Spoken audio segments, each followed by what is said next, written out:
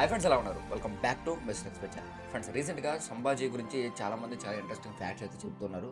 అంటే దానికి సంబంధించి ఇలాంటి మన హిస్టారిక్ ఫిగర్స్ గురించి డెఫినెట్గా మనకి కొంతవరకైనా తెలిసి ఉండాలి, లేదంటే ఒక బ్రీఫ్ నాలెడ్జ్ అయినా వాళ్ళ గురించి ఉండాలి.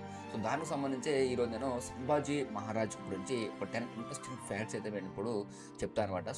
ఫ్యాక్ట్స్ అనగానే మీరు ఏ కొత్తగా అని ఎక్స్పెక్ట్ చేస్తూ ఉంటారు. అలా కాదు. మీకు ఒక థియరీ వైజ్గా కాకుండా ఫ్యాక్ట్స్ వైజ్గా చెప్తే డెఫినెట్గా మీరు కొంచెం బ్రీఫ్గా గుర్తుపెట్టుకునే అవకాశం ఉంటుందని ఆయన లైఫ్ స్టోరీని షార్ట్గా ఒక 10 ఫ్యాక్ట్స్ కింద చేసి నేను ఇప్పుడు ఈ వీడియోలో చెప్పబోతున్నాను. అయితే మెయిన్గా వీడియో స్టార్ట్ చేసే ముందు ఎవరైనా మన ఛానల్ కొత్తగా విజిట్ చేస్తున్నట్టయితే please make sure to subscribe. Subscribe చేసుకుంటే నాకు కొంచెం సపోర్టింగ్ ఉంటుంది. ఇలాగే ఇంకా కొన్ని వీడియోస్ చేయడానికి కూడా కొంచెం ఎంకరేజింగ్ అయితే ఉంటుంది అనమాట. Without any delay let's start the video. Number 1, బాల్యం, చైల్డ్ ఏజ్. సంభాజీ మహారాజ్ 1657 మే 14న పురందర్కోటలో జన్మించడం జరిగింది. ఆయన పుట్టుకని అందరూ చాలా ఆనందంగా జరుపుకున్నారు. కానీ వెంటనే ఆయన తల్లి సాయిబాయి గారు మరణించారు. ఈ సంఘటన ఆయన తొలి సంవత్సరాల్లో చాలా ప్రభావం చూపించింది. అయినా సరే ఎన్ని కష్టాలు ఉన్నప్పటికీ ఆయన తండ్రి ఛత్రపతి శివాజీ సామ్రాజ్యాన్ని నడిపించడానికి, ఆయన తర్వాత మరాఠా సామ్రాజ్యాన్ని ముందుకు కొనసాగించడానికి చిన్నప్పటి నుంచి ఆయన అన్ని శిక్షలు పొందారు. నెంబర్ 2, నానమ్మచే పెంపకం. సంభాజీని ప్రధానంగా ఆయన నాయనమ్మ జీజాబాయి అయితే పెంచారు. ఆయన పెంపకంలో ఆవిడ చాలా కీలక పాత్ర అయితే పోషించారు. జీజాబాయి ప్రేమగల నానమ్మ మాత్రమే కాదు, కఠినమైన క్రమశిక్షణ కలిగిన వ్యక్తి. సంభాజీలో ధైర్యం, గౌరవం మరియు కర్తవ్య నిర్వహణ వంటి విలువలను చాలా బాగా నింపారు.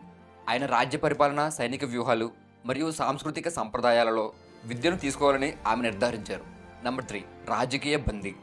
9 ఏళ్ల వయసులో అంబాజీని రాజకీయ బందీగా అంబర్కు చెందిన రాజా జయసింగ్తో కలిసి ఉండడానికి పంపించారు.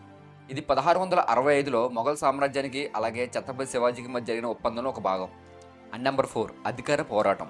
సింహాసనం కోసం అధికార పోరాటం జరిగింది. సంభాజీ సవతి తల్లి సోయరాబాజీ మరియు ఆమె వర్గం ఆయన సవతి సోదరుడు రాజారాంను సింహాసనం మీద కూర్చోబెట్టడానికి ప్రయత్నించారు. అయితే సంభాజీ ముఖ్యమైన ప్రభువులు మరియు సైనికుల నాయకులతో మద్దతు ప్రకారంతో ఈ సమస్యలు అన్నింటినీ అధిగమించి మన సంభాజీ మహారాజ్ అయితే సింహాసనం మీద కూర్చున్నాడు. తద్వారా మరాఠా సామ్రాజ్యానికి 2వ ఛత్రపతిగా సంభాజీ మహారాజ్ అయ్యాడు. నెంబర్ 5, వివాహం.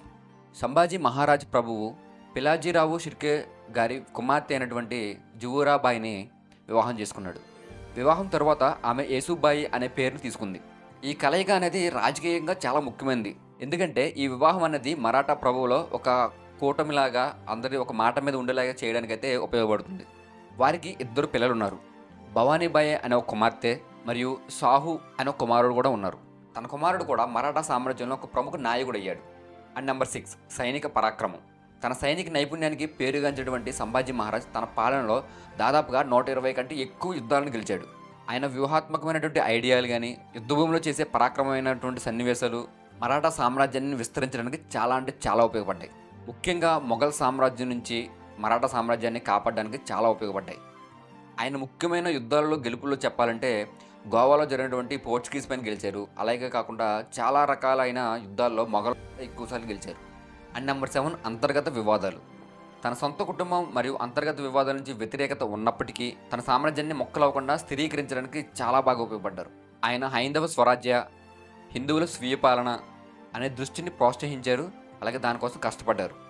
నెంబర్ 8, ఉరి తీయడం. సంభాజీ మహారాజును ఔరంగజేబ్ జనరల్ మొగరబ్ ఖాన్ నేతృత్వంలో మొఘల్ దళాలు 1689లో సంభాజీ సైన్యాన్ని బంధించాయి. ముఖ్యంగా సంభాజీ మహారాజుని ఇస్లాం మతంలోకి చేరమని చాలా బలవంతం చేశారు. దానికి కూడా ఆయన ధిక్కరించాడు. అలాగే ఔరంగజేబ్ అధికారాన్ని కూడా ఆయన ధిక్కరించారు. సంభాజీ 1689 మార్చి 11న ఉరి తీయబడ్డారు. దానికంటే ముందు ఆయన ఎన్నో రకాల చిత్రహింసలు అయితే అనుభవించారు. ఆయన అమరత్వం అనేది మరాఠీ ప్రజలకు అలాగే మరాఠీ సైన్యానికి తర్వాత ఒకే దానిపైన పోరాడడానికి ఒక కేంద్ర బిందువుగా అయితే మారిందని చెప్పొచ్చు. వాళ్ళలో చాలా అంటే చాలా స్ఫూర్తిని నింపింది. సంభాజీ మహారాజ్ సైనిక విజయాలకు మించి ఆయన కళలు, సంస్కృతికి పోషకుడు. అంటే ఎక్కువగా ఎంకరేజ్ చేస్తాడు. ఆయన మరాఠీ అలాగే సంస్కృతంలో చాలా అంటే చాలా సాహిత్యాన్ని ప్రోత్సహించారు. కవులు, పండితులు మరియు కళాకారులు వీళ్ళందరూ కలిసి మరాఠా సామ్రాజ్యానికి మీ అందరూ సహకరించాలని అందరినీ రిక్వెస్ట్ చేశారు. ఆయన సొంతంగా రాసిన పుస్తకాల్లో కూడా ఒక పుస్తకం ఉంది, అదే బుద్భూషణం. ఇది సంస్కృతంలో ఉంటుంది మొత్తం. అండ్ నెంబర్ 10, వారసత్వం. సంభాజీ మహారాజ్ వారసత్వం తరతరాలకు స్ఫూర్తినిస్తూనే వచ్చింది. ఆయన ఒక నిర్భయ యోధుడు, ఒక విద్యావంతుడైన పండితుడు మరియు మరాఠా సామ్రాజ్యం యొక్క గౌరవం మరియు సార్వభౌమత్వాన్ని నిలబెట్టిన దృఢమైన నాయకుడు. ఇలాంటి ఒక నాయకుడి గురించి మనం ఎప్పుడూ గుర్తుపెట్టుకోవాలి. ఈయన గురించి మనం మాట్లాడుకోవాలి.